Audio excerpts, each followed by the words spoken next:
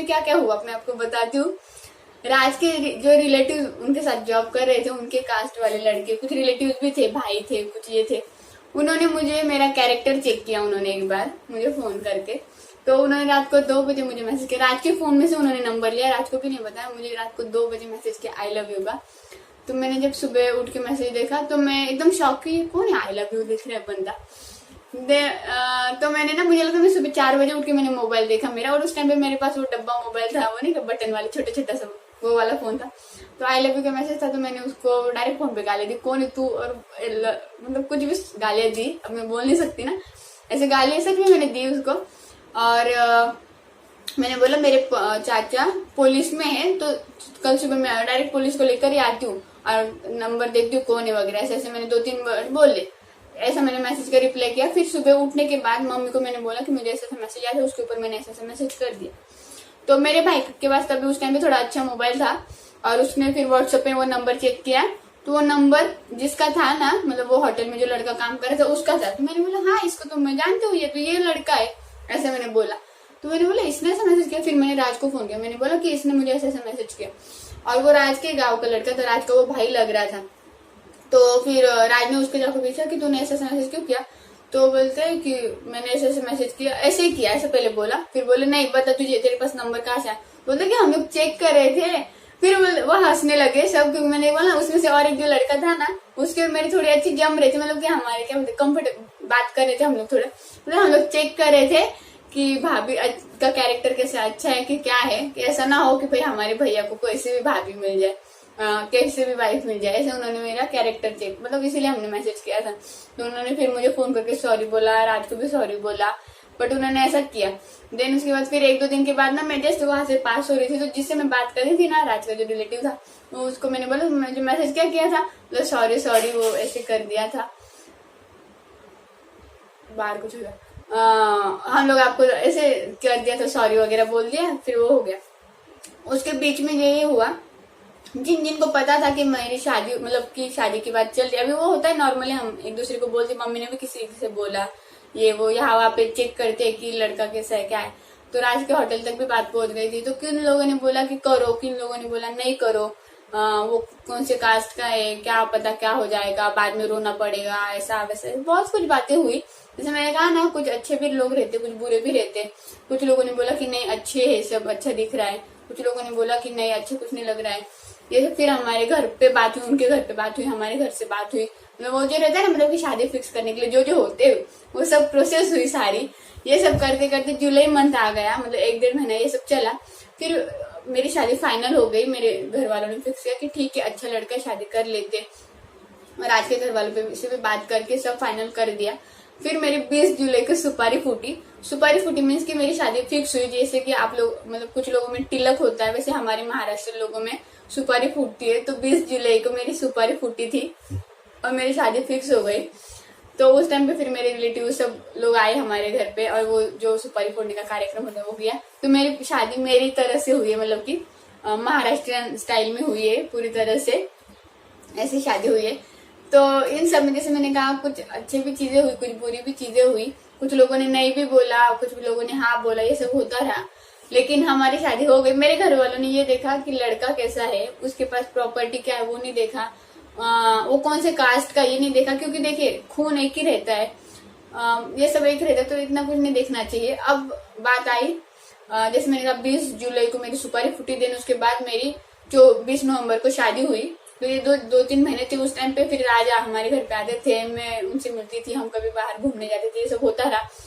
मतलब हमें टाइम मिला एक दूसरे को समझने के लिए। तो इनडायरेक्टली हमारी अरेंज मैरिज ही हुई। बट ये था कि राज ने जब शादी के लिए मुझे प्रपोज किया तो डायरेक्ट मुझे किया, तो इसलिए मुझे समझ में आ रही है हमारी लव मैरिज है कि अरेंज मैरिज है। अब मैं आपको एक बात बताऊँ, शादी के बाद में हमारे घर में ना बहुत उतार चढ़ाव आए हमारे लाइफ में। हमारा कुछ लॉस हुआ, कुछ रिश्ते भी लॉस हुए, मतलब कैसे हुआ, रिलेशन में भी थोड़े से प्रॉब्लम्स आए शादी के बाद, उससे पहले नहीं आए थे बट बाद में हुए, ऐसा कुछ हुआ।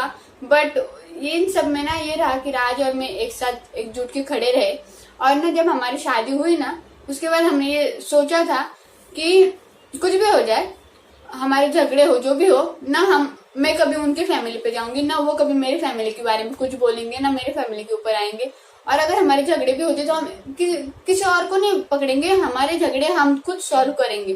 क्या होता है ना, मैं आपको एक बात बोलूं, जब दो लोगों की झगड़ा होता है, जो दो लोगों का रिश्ता है ना, उनके इसमें अगर आपको झगड़े होते, कुछ भी प्रॉब्लम होते हैं ना, तो वो दोनों मिलकर ही सॉल्व करे तो ज्यादा बेटर रहता है। अगर कोई तीसरा इंसान उसमें आता है ना, वो भले कोई भी हो, आपका शुभ चिंतक भी हो, लेकिन उससे झगड़ा बढ़ सकता है ना, मतलब शांत होने के चांसेस कम होते बट बढ़ने की ज्यादा होती। उससे अच्छा अगर आप दोनों का झगड़ा हुआ है ना, तो आप दोनों वो बैठ कर सॉल्व करने की कोशिश करो। 2 दिन बात मत करो, या 2 दिन बात करके बहस करके वो खत्म करो, बट दोनों ही करो, तीसरे को इंक्लूड नहीं करना चाहिए। ऐसे मतलब हम दोनों ने सोचा था, तो आज तक मतलब स्टार्टिंग में तो हमारे झगड़े नहीं हुए, बट बाद में अभी परी के अकॉर्डिंग कभी हुए ना, तो हमने कभी किसी को इंक्लूड नहीं किया हमारे बीच में, जिससे कि ऐसा ना हो कि किसी मतलब वो तीसरे के ऊपर ना नारियल फूटे कि इसकी वजह से ये हुआ। ऐसा हमने नहीं किया, क्योंकि जो भी हमने अपनी मर्जी से किया। जब से शादी की बात हुई, तो जैसे मैंने कहा कि हमारे बीच में प्यार नहीं था, बट आप पसंद कर रहे थे एक दूसरे को, ये बात थी, तो उस अकॉर्डिंग शादी हुई। फिर शादी के बाद तो प्यार हो ही जाता है, तो वो सब हो गया। तो इस तरह से हमारी शादी हुई। और मैं आपको बताऊं, जब मेरी शादी फिक्स हुई, उसके 8 दिन पहले मेरी नानी आई थी मेरे घर, मतलब शादी का घर था, तो नानी 8 दिन पहले आकर रहे थे। तो उन्होंने मुझे एक बात बोली थी, और वो बात मैंने लाइफ टाइम तक याद रखी है और रखूंगी भी। उन्होंने मुझे ये कहा कि जब तेरी शादी हो जाएगी ना, तो वहां पे तेरा झगड़ा होगा। ऐसा नहीं है, मतलब बहुत ज्यादा उतार चढ़ाव आते, यहाँ पे तेरे भाई के साथ भी तेरा झगड़ा होता है, तो उस टाइम पे ना तू घर छोड़ के जाती है, जो भी करना होता है तू उससे झगड़ा करती है, उससे बात नहीं करती है, 2 दिन बात नहीं करते तुम दोनों, और चुपचाप बात में बात कर लेते हो ना, तो जो भी होगा वहीं पे निभाने का। वहां से फोन करके नहीं बोलेगा मेरा आज झगड़ा हुआ, मैंने आज ये किया, या उन्होंने आज वो किया। ऐसा फोन करके बार बार हर एक चीज घर पे नहीं बताने की। जो भी है, तेरा संसार तूने स्टार्ट किया है, अभी तूने अपनी मर्जी से शादी, मतलब तू शादी करना चाहती है ना, तो बोलते तू शादी जब कर रही ना, तो तू निभाना भी सीखने का। ऐसा नहीं कि कुछ भी हुआ, मारा पीटा, तो वहां पे खड़े रहे, वहां पे नड़ के आ। अगर तुझे करना है तो नड़ वहां पे, कि तू क्या बोलते सामना कर उस चीज का, ना कि भाग कर आ घर पे, फिर 8 दिन यहाँ पे रहेगी, फिर वापस जाएगी, फिर वहां पे मार खा के आएगी। ऐसी नहीं करने का। जो भी वहां रहेगा वहां पे, अगर तेरी डोली उठ के जा रही है ना, तो वहां पे अर्थी पे ही निकलना।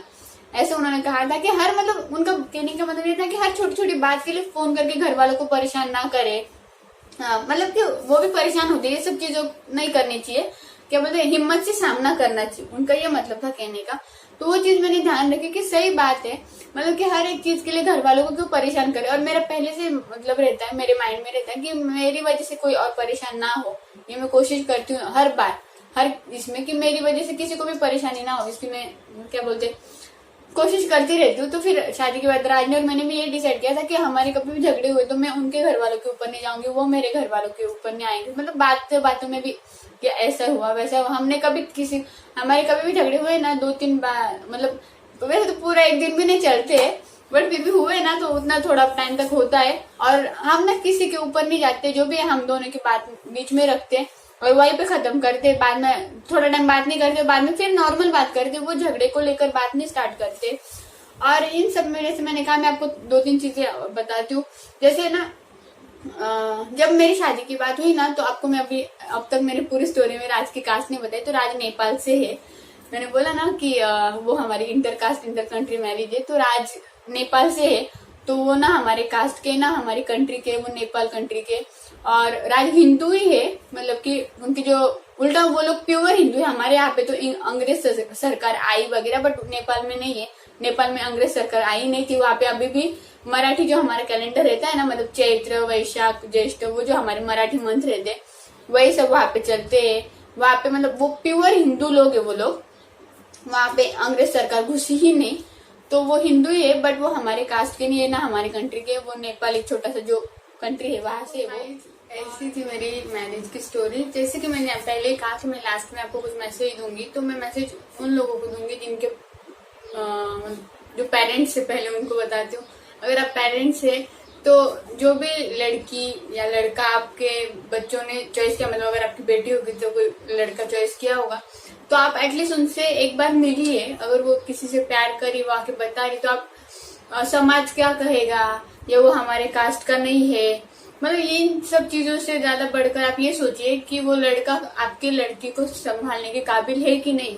ये देखकर फिर आप उसको परखिए, ना कि समाज क्या कहेगा, या वो आपकी कास्ट का है कि नहीं, ये मत देखिए, क्योंकि ना समझ आएगा आपकी बेटी को संभालने के लिए जब अगर उसका बुरा होता है या अच्छा होता है। तो अगर उसका बुरा होता है तो समझ में आएगा संभालने के लिए, अगर उसका अच्छा होता है, अगर आपकी बेटी मतलब बहुत रानी की जैसे रह रही तो भी ना आप समाज को कुछ देंगे, तो समाज के बारे में मत सोचिए। वो आपके कास्ट का है कि नहीं ये बिल्कुल भी मत सोचिए, उसका खून और आपका खून एक ही है, तो इसलिए ये मत सोचिए वो आपके कास्ट का है क्या, कौन से धर्म का है, कौन से जात का, ये सोचने से ज्यादा अच्छा ये इम्पोर्टेंट है कि वो लड़का आपकी बेटी को खुश रख सकता है कि नहीं। वो आपकी अगर ऐसी कुछ नौबत आती है लाइफ में कभी भी, तो उस टाइम पे वो आपकी बेटी को दो निवाले दे सकता है कि नहीं। जैसे अभी देखिए कोरोना वायरस की वजह से जो सिचुएशन आई है, आज जिसके पास पैसा है उसको भी कुछ फायदा नहीं, जिसके पास नहीं है उसका भी कुछ नहीं है, सब घर पर ही बैठे। तो उस टाइम पे अगर आपकी बेटी को दो निवाले दे सकता है ना, तो वो बहुत है। तो ये सोचिए कि वो इंसान उस काबिल है कि नहीं जो आपकी बेटी को संभाल सके। ये देखिए कि वो आपकी बेटी का लाइफ टाइम साथ दे, ये मत देखिए कि वो कौन से जात का है, कौन से धर्म का है और समाज क्या कहेगा। इन सब चीजों के ऊपर तो मत जाइए। बाकी तो हर माँ बाप ये देखते हैं कि उसका घर कैसा है, उसका खानदान क्या है, ये सब अगर आप देख रहे हो तो उन सबसे ज्यादा बेटर ये है कि आप लड़की को परखिए कि वो लड़का कैसा है, ये सबसे ज्यादा मैटर करता है। समाज के बारे में बिल्कुल ना सोचे, मैं ये कहूंगी, क्योंकि समाज नहीं आता है। अगर आपकी बेटी का अच्छा हो तो भी नहीं, बुरा हो तो भी नहीं आता है समाज। अगर आपकी बेटी का बुरा होता है तो हंस के बजा रहे उसकी बेटी का बुरा हुआ, और अगर अच्छा होता है तो भी फिर उनको दुख से बोलते कि यार उसकी बेटी का बहुत अच्छा हो गया ना, ये उनके मन में वो जो जलन है उससे बोलती, तो समाज आपके काम नहीं आएगा। तो ये एक चीज ध्यान रखिए।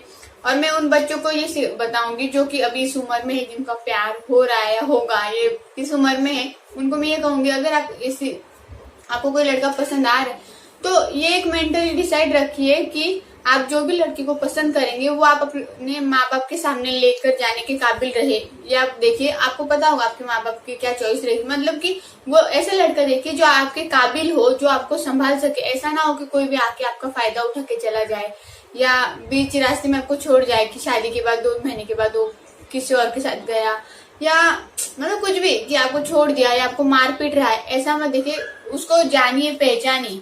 ये या प्यार करने से पहले, जैसे कि मैंने किया था कि प्यार होने के बाद क्या होगा पता नहीं, तो इसलिए मैंने पहले घर पे बता दिया। लेकिन भाग जाना, घर पे नहीं बताना, ऐसे कुछ चीजें मत कीजिए जिससे कि आपके घर वालों को परेशानी हो। इन सब का ध्यान रखिए। और मैं माँ बाप को ये भी बोलूंगी कि आप ये अपने बच्चों को सही और गलत की पहचान करना सिखाइए कि क्या सही है क्या गलत है। अगर आपने उनको ये सिखा दिया ना, तो फिर वो लव मैरिज हो, अरेंज मैरिज हो, कुछ भी हो, उससे कोई फर्क नहीं पड़ता है। क्योंकि अगर आपकी बेटी ने सही इंसान चॉइस किया है तो कौन से जात का है, कौन से धर्म का है, समाज या क्या कर रहा है, इससे मैटर नहीं होता है। वो सिर्फ ये मैटर होता है कि आपकी लड़की ने उसके लिए सही चॉइस की है। और आप भी ये समझिए कि आपकी सही चॉइस क्या होनी चाहिए, ये ना कि मतलब वो लड़का आपको बाद में धोखा दे जाए या आपके साथ कुछ गलत हो, ये आप सोचिए। जैसे कि मैंने किया था कि बाद में कुछ होने से अच्छा प्यार होने के बाद घर वाले नहीं बोलेंगे तो क्या होगा। अभी आप लोगों को दिख रहा होगा मेरी बहुत हैप्पीली मैरिड लाइफ है।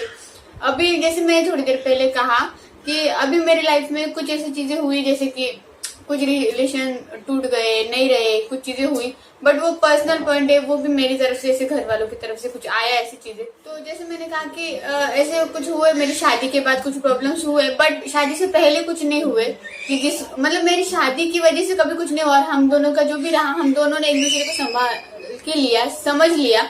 वैसे अगर आप किसी के साथ शादी कर रहे हैं या अगर आपकी मम्मी पापा ने ऐसे करके हाँ बोला है कि हाँ, तो आप भी हर एक चीज के लिए, भले आपके अरेंज मैरिज हो, लव मैरिज हो, जो भी हो, विदाउट कास्ट हो, आपकी इंटर कास्ट हो या आपके कास्ट में जो भी हो, बट ना हर एक मामले घर तक मत पहुंचाइए, वहां पे नड़िए, वहां पे खड़े रहिए। जो भी आप अपने तरीके से सामना कीजिए, ना कि सबको इन्वॉल्व कीजिए उसमें। क्योंकि जैसे मैंने स्टार्टिंग में कहा, 2 लोगों के झगड़ों के बीच में तीसरा इंसान ना आए तो ज्यादा बेहतर रहता है। हाँ, अगर आपके हस्बैंड आपको मार पीट रहे या आप उसको मार पीट रहे, वो ऐसी कुछ बड़ी सिचुएशन होती है तो ठीक है, बट अगर छोटी मोटी अगर प्रॉब्लम्स होती तो आप ही कुछ हैंडल कीजिए, ये ज्यादा बेटर है अगर किसी और को बताने से अच्छा। ये मैं आपको सजेस्ट करूंगी। और जैसे मैंने कहा कि आपको समझ होनी चाहिए कैसे हैंडल करना है। अब शादी के बाद में आपको पता, हमारे भी बहुत ज्यादा प्रॉब्लम आए हमारी लाइफ में, बहुत ज्यादा, बट ये रहा कि हम दोनों का साथ कभी नहीं छूटा किसी भी कंडीशन में। हम दोनों ने एक दूसरे के ऊपर ट्रस्ट रखा, किसी ने कुछ भी कहा हो, अभी जब ना इंटर कास्ट में शादी होती है ना, अभी आप सोचिए नेपाल और महाराष्ट्र बहुत ज्यादा डिफरेंस आता है। तो बहुत कुछ लोगों ने बहुत कुछ अलग अलग बातें कही और ट्रस्ट करना बहुत ज्यादा मुश्किल हो रहा था राज के ऊपर सबसे ज्यादा। बट अभी मेरे घर में मतलब कि सब बोलते कि राज जैसा जमाई नहीं मिलता हमें, ऐसे सब बोलते हैं, क्योंकि राज है वैसे। और आप लोगों ने भी देखा पिछले 1 साल से राज मतलब सच में आज तक उन्होंने ना मेरे ऊपर हाथ उठाया। आपने देखी मेरी प्रेगनेंसी और मेरी डिलीवरी भी राज ने संभाली, जो कि एक औरत संभाल सकती है वो राज ने कर दिखाया। वो बहुत बड़ी बात थी कि इस टाइम पे आपको संभालना, तो राज ने मुझे हर तरीके से संभाला। तो मतलब वो जो हमारी चॉइस थी वो बेस्ट थी। मैंने जो इंटर कास्ट मैरिज की, शायद मेरे कास्ट में भी मुझे इतना अच्छा लड़का नहीं मिलता कि पूरी तरह से समझ ले। तो ये बहुत बड़ी बात थी मेरे लिए कि इतना अच्छा लड़का पाना। तो यही है कि जैसे मैंने कहा कि वो आप समझ ही रहिए। और देखिए प्रॉब्लम्स हर किसी के लाइफ में आते हैं, वो आप इंटर कास्ट शादी करो या कास्ट में करो, लव मैरिज करो, अरेंज मैरिज करो, प्रॉब्लम्स आती है हर एक की लाइफ में। बट वो किस तरह से आपको उसका सामना करना है वो अपने ऊपर डिपेंड रहता है कि आपको अपने प्रॉब्लम्स में बहुत लोगों को इन्वॉल्व करोगे तो कोई 4 लोग अच्छी बातें भी सिखाएगा, 4 लोग बुरी बातें सिखाएगा। वही अगर आप खुद सामना करोगे तो आपके माइंड में जो भी उस टाइम पे आएगा आप उस तरीके से सामना करोगे। आपको लगेगा कि नहीं ये सही चीज है तो आप उस तरीके से, ये गलत है तो आप उस तरीके से, तो वो जो भी रहेगा वो उसका आप भांडा अपने ऊपर ही फोड़ोगे, किसी और के ऊपर नहीं। कि कल को जाके अगर आपका बुरा होता है तो आप ये नहीं बोलोगे कि यार इसने ये सिखाया था इसलिए हुआ या उसने वो बोला था। इसलिए मुझे तो सच में पर्सनली ये नहीं पसंद है कि मैं किसी और के ऊपर भांडा फोड़ू। इसलिए मुझे जो भी लगता है, जो भी डिसीजन लो खुद लो। अगर उसका कुछ भी गलत होता है तो भी खुद लो, अच्छा होता है तो भी खुद लो ना यार, क्यों क्रेडिट किसी और को दो, ये भी बात है ना। तो इसीलिए बहुत सारे लोगों को अपनी लाइफ में इन्वॉल्व ना करें, मतलब कि पर्सनल लाइफ में। कि कुछ चीजें अगर होती है ठीक है, नॉर्मल तो हमारे रिलेशन सबके साथ रहते हैं, बट अगर झगड़ा हो रहा है ऐसे कुछ चीजें है ना, तो उसमें फिर सबको बताने की नहीं जरूरत है। वो रहता है ना कि हमारी जो घर की कुछ चीजें है ना वो अपने इसमें रखो, जब वो सॉल्व होने के बाहर जा रही हो ना तो फिर आप अपने बड़े को उनको इन्वॉल्व करो, वो बात अलग है। बट अगर हैंडल हो सकता है तो जितना हो सके उतने खुद से हैंडल करने की कोशिश करो। मैं ये नहीं कह रही हूँ इसमें कि आपको अगर मारपीट रहे तो वो आप सहन करते रहो घर में, या आपके साथ कुछ बदतमीजी हो रही तो वो सहन करते रहो, ऐसा मत कीजिए। उस टाइम पे आप अपने बड़े बुजुर्ग का साथ लीजिए, बट एक मैंने जैसे कहा ना खुद सामना कीजिए हर एक सिचुएशन का, ये बोल रही हूँ मैं, ना कि मैं कुछ गलत बोल रही हूँ। मेरे साथ कभी इतना कुछ ऐसा नहीं हुआ कि मुझे घर वालों तक बात पहुंचानी पड़ी। देखिए मैं आपको बोलूँ, एक संसार जब हम बैठाते हैं ना तो उसमें थोड़ी बहुत ऊपर नीचे आती जाती है। 2 बर्तन अगर एक घर में रहेंगे तो वो बजेंगे, तो वो आपके हाथ में रहता है कि वो मतलब कितना ज्यादा उसको उठाना है, कितना ज्यादा कम रखना है वो सब। और हमारे भी बहुत ज्यादा प्रॉब्लम है हम दोनों के बीच में, बहुत बार कुछ चीजें हुए, बट हाँ कुछ चीजें हम लोगों ने समझ लिए। अगर आपको ये भी जानना होगा ना तो हमारी स्टोरी सच में बहुत डिफिकल्ट है। और मैं आपको बताऊं, आपको विश्वास तक नहीं होगा, हमारे कुछ इतने करीब के रिश्ते थे कि जिन्होंने हमारे साथ कुछ ऐसी चीजें की, तो सच में आपको विश्वास तक नहीं होगा। ऐसी कुछ चीजें हमारे साथ हुई है, मतलब मैं बता भी नहीं सकती यूट्यूब पे। और मैं बताऊं, अगर मैंने बताया भी ना कि ये रिश्ता था तो आप लोगों को सच तक नहीं लगेगा कि यार ऐसा रिश्ता हो सकता है, ऐसा लगेगा आपको। बट नहीं, हमारे साथ भी बहुत कुछ बुरा हुआ है। वहां से हम उबर के ऊपर आए। बस इसके पीछे मतलब 2 ही चीजें थी कि राज का मेरा एक दूसरे के ऊपर ट्रस्ट, एक दूसरे के लिए साथ, और दूसरी बात कि हम दोनों ने एक दूसरे को सही चॉइस किया था। वो भी कहते अगर तुम मेरी लाइफ में नहीं होती तो आज, वो बचपन से मैंने जैसे कहा अकेले रहे थे तो और कुछ और होती। मैं भी कहती हूँ अगर आज मेरी लाइफ में नहीं होते तो आज मेरी लाइफ बहुत कुछ अलग होती, जो कि अभी बहुत ज्यादा अच्छी है। मैं ये बोल रही हूँ, हम दोनों भी, वो भी बोलते कि अभी हमारी लाइफ बहुत अच्छा हैप्पीली, आप देख रहे हो हमारी हैप्पीली मैरिड लाइफ है, हमारी एक प्यारी सी गुड़िया है। बट वो नहीं होती अगर हम दोनों एक साथ नहीं होते। तो मतलब हमें अलग करने की बहुत कोशिश की गई, बहुत कुछ चीजें ऐसी हुई जिससे कि हम अलग हो सकते थे। ऐसी सिचुएशन तक आई थी कि हम अलग हो जाते, बट नहीं, हम दोनों ने एक दूसरे के ऊपर ट्रस्ट रखा और आज हम एक साथ। और परी उड़ गई चिल्ला रही है, तो मैं बाकी की सारी बातें कभी और करूंगी। और अगर आपको मेरी राज की स्टोरी बचपन की जाननी हो या हमारी आफ्टर मैरिड की जो भी हमारी प्रॉब्लम्स थी उनके बारे में जानना हो तो मुझे कमेंट करके बताइए। मैं जल्दी से ऐसी वीडियोस भी लेकर आऊंगी जिसकी आपको कुछ सीखने को मिले। जैसे मैंने आपको कहा कि मैं आपको लास्ट में कुछ मैसेज दूंगी जो कि मैंने आपको दिए पहले, वो तो उस टाइप का। तो बस वही। और आई होप आप लोगों को मेरी मैरिज स्टोरी पसंद आई होगी। अगर पसंद आई तो प्लीज लाइक कर दीजिए, कमेंट्स कर दीजिए, शेयर कर दीजिए। और अगर आप मेरे चैनल पे नए तो चैनल को सब्सक्राइब कर लीजिए, बेल आइकन को प्रेस कर दीजिए। और अगर आपको कुछ भी जानना हो तो कमेंट सेक्शन में बताइए। तो चलिए मिलते हैं नेक्स्ट ब्लॉग में, तब तक के लिए बाय बाय।